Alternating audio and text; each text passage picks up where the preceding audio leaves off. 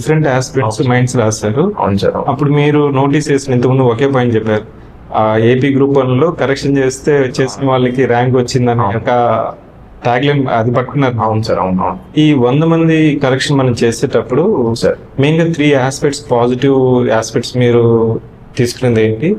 వాళ్ళకి ఏమి comments regular గా రాసేవాళ్ళు మీరు? 3 ఆస్పెక్ట్స్ తీసుకుంది ఏంటంటే ఇంట్రడక్షన్ ఎట్లా ఉందో చూసాను సార్. కొన్ని ఇంట్రడక్షన్స్ చాలా బాగుంటాయి, మనం పిక్ చేసుకోవచ్చు అందులో. Okay. నేను ఈ 5 years నుంచి యూపీఎస్సీ రాస్తున్నా కానీ కొన్ని ఇంట్రడక్షన్స్ మనకి కూడా అందవు.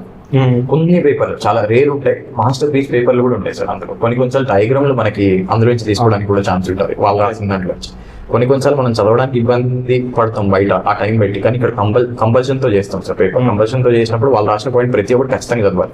చేసేది పర్ఫెక్ట్ గా చేయాలనుకుంటాం సార్. ప్రతి పాయింట్ చదవడం, వాళ్ళు ఎగ్జాంపుల్ రాసింది చూడడం, అది ఆటోమేటిక్ గా మనకి 5 పేపర్లు చేసినప్పుడు same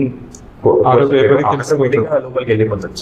same paper question paper 5 peoples తీసుకుంటున్నాం సార్. 5 రాసింది 5 సార్లు చదువుతున్నా నేను. ఒకసారి కాదు, 2 సార్లు కాదు, రివిజన్ లాగా కాదు, 5 సార్లు వాళ్ళు రాసింది చదువుతున్నా.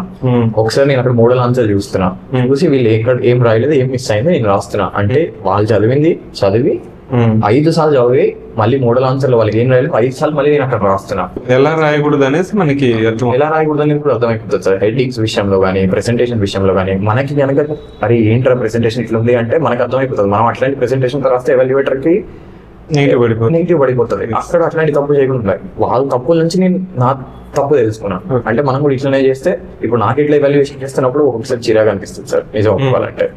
చదవాలి, అర్థం కాదు, కొద్ది పైన రాస్తారు, కొద్ది కింద రాస్తారు. నేను అట్లాంటిది చేయకూడదు. స్ట్రక్చర్ ఫ్లో జాగ్రత్తగా ఉండాలి, నీట్ గా ఉండాలి ప్రెసెంటేషన్.